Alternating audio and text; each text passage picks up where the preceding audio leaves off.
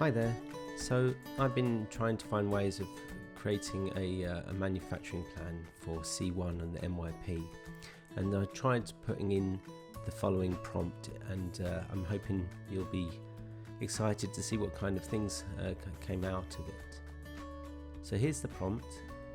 Please produce a manufacturing plan for a table made out of pine wood.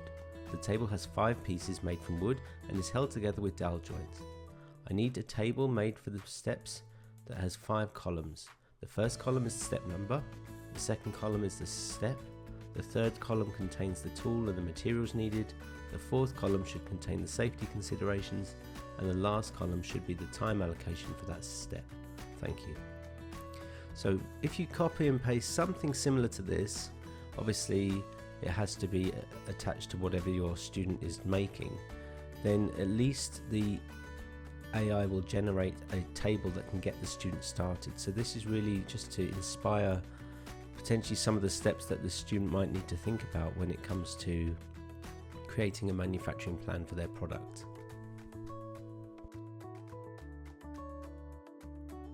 Thank you for watching. Please don't forget to like, share and subscribe.